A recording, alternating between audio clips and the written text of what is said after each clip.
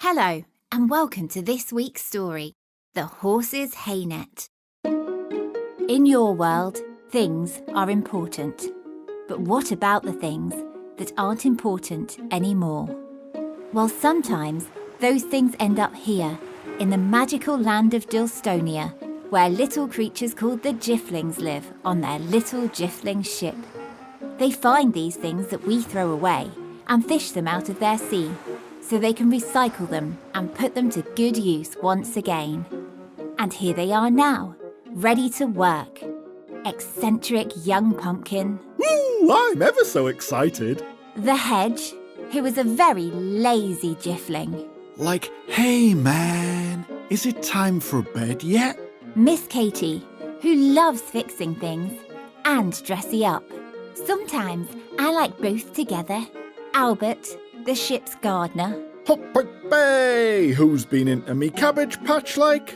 And Freidaline, a very sensible Jiffling who looks after everybody on the ship. Yeah, that is correct.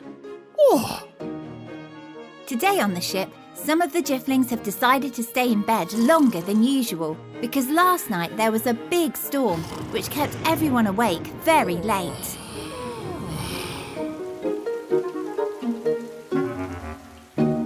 Even with the storm though, there are still two Jifflings who always like to get up bright and early. Ooh, me, I do. And me. I just love days. Days are brilliant. So Miss Katie and young pumpkin crept out onto deck, making sure they didn't wake anyone else up. And oh my, everything was ever so messy after the storm. I never knew windy rain was so messy, Pumpkin. It's pickled our sail and flummoxed our deck chairs. Worse than that, Miss Katie. It's whooshed our badminton set into little bits and pieces. And today is Badminton Day. Miss Katie and young pumpkin looked a little sad for a moment. They both loved badminton, but soon Miss Katie had an idea which cheered them right up. Since the storm has made everything different, let's do everything in a roundy-bouty different way too. Let's have Topsy-Turvy Day! Yay! So an excited Pumpkin and Miss Katie jiffled through to their bedroom to share their topsy-turvy plan with the other Jifflings who were all beginning to rise. But when they arrived, Freidaline was already dressed in her badminton outfit. Oh, good morning, Jiffs. Are you ready to be thrashed on the court? Oh no, Freidaline. Mr. Storm has taken away all our badminton equipment in a big windy huff. But that's okay, because instead, we're going to have Topsy-Turvy Day!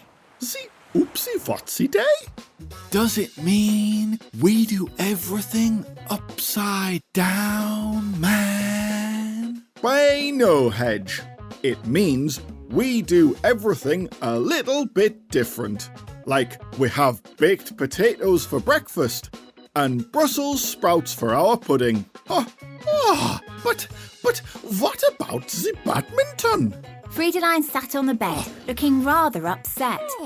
She really did like badminton, especially winning badminton. And she wasn't very keen on things changing. Come on, Freidaline. We'll cheer you up. I'm going to have a bath wearing my trousers. But the bath day is tomorrow, Pumpkin. And the trousers are not needing the bath. They do when it's Topsy-Turvy Day, Freidaline. Everything changes. Like maybe I'll stay awake until midnight. And maybe I'll not do any gardening at all. But 9, 9 and 9. This higgledy is far too piggledy. The garden must be looked after. And the hedge must have his sleep. We cannot be having all this change. Oh, poor Freidaline. Change can be difficult. But even on Topsy-Turvy Day, one thing does stay the same, because that sound always means an object which was lost or thrown away on Earth has found its way into your net. So you all need to heave it in together.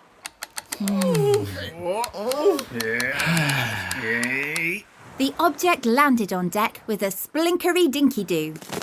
It was ropey and holey and, well, it was rather like their net, in fact. I think that's a fish's magical cape that he uses to glide extra fast through the water and do spells. But then Albert stepped forwards, for he knew just what the object was. He Ringo-starred up onto the story seat, and then he began his tale. Well, this is the horse's hay net, and my old bumper car driver, Honky Hannah, told me all about it. Once a little long ago, there was a lovely farm where all sorts of animals lived.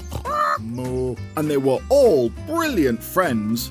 There was Warren the sheep and Teona the llama. And there was even a very happy horse called Christopher. Nay, that's Christopher T. Pony to you. Oh. Well, all day long, the happy farm friends would play outside in the field, galloping and leaping. Until, in the evenings, Christopher's owner, Madeline, would bring him inside his nice warm stable, where he had his special hay net, filled with delicious hay, which he would munch on happily until bedtime.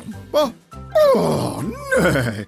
Night-night, my fine farm friends.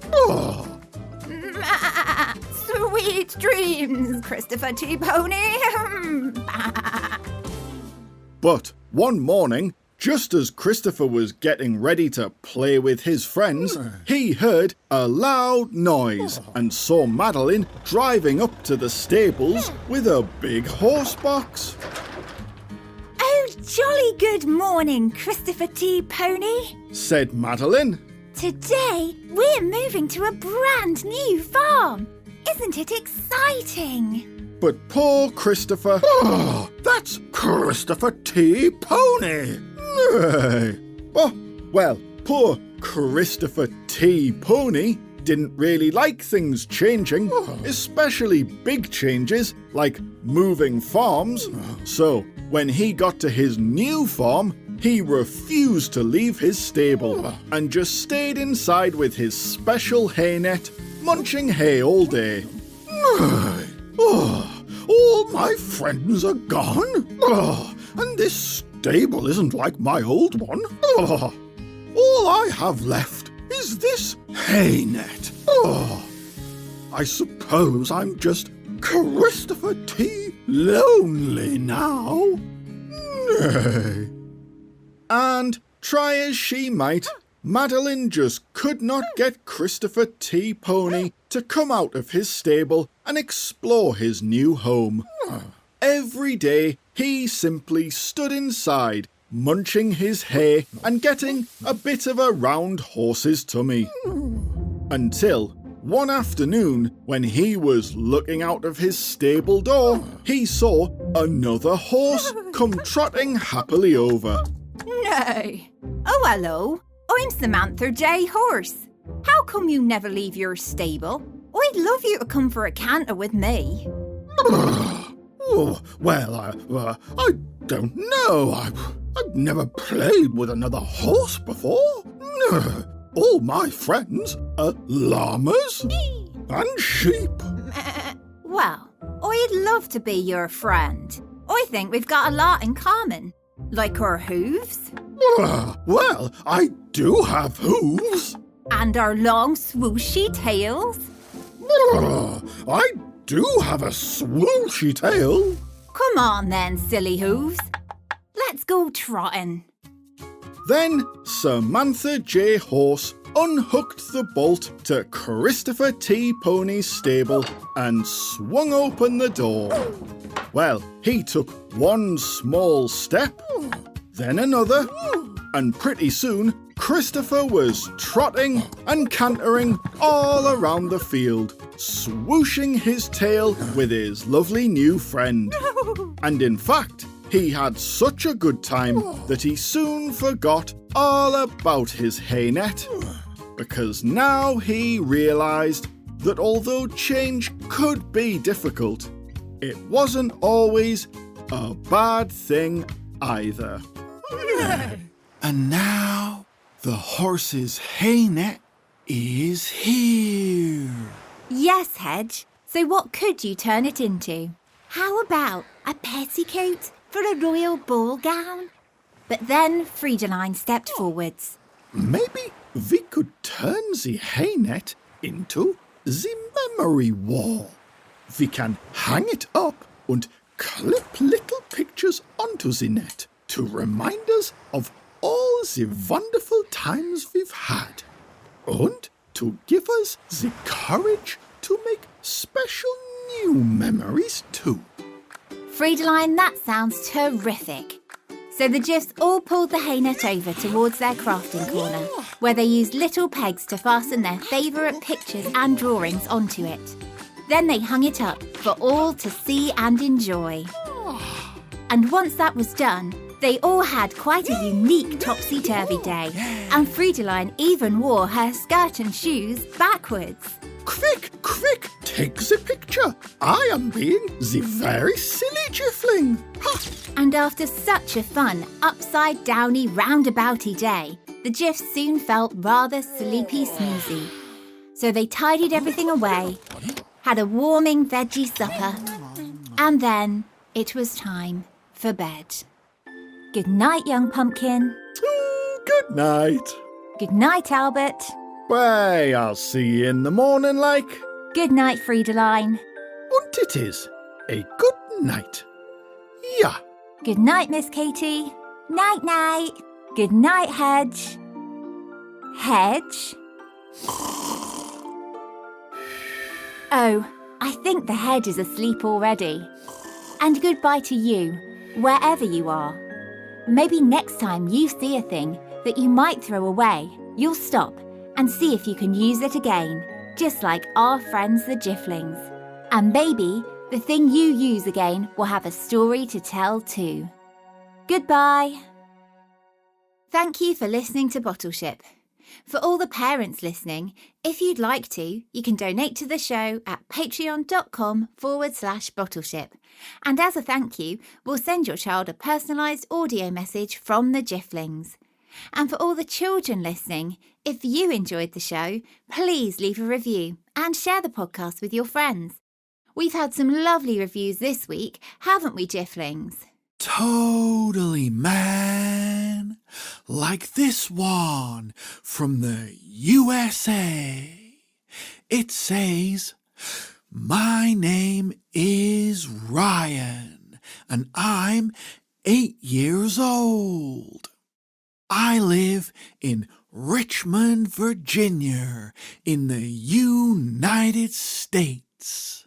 My favorite character is the hedge, because he's really lazy, like me. My favorite episode is the lion's flag, because I like stories where you go on big adventures." Well, thank you very much, Ryan.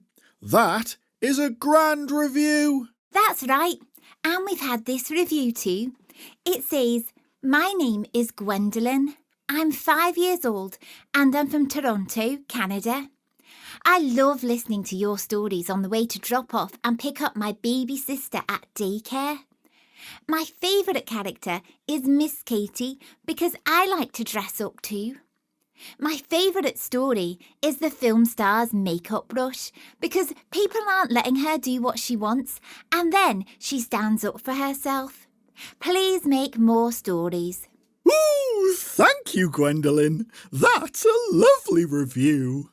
Yeah, and we also want to say the big hello to Sam and Laurie in Sheffield, England, and Reagan in the US. And a big hello to Maisie, Casper and Tate in Maine, New England. And a double super hello to Roston in Missouri. Thank you very much for writing to us. We really do love to hear from everyone. Yes, we do, young pumpkin. So please remember to leave us a review wherever you listen to podcasts. And if you'd like to send us an email, please send it to thejifflings@gmail.com. Thanks again, and we'll bring you more exciting adventures with our friends the Jifflings very soon. Goodbye.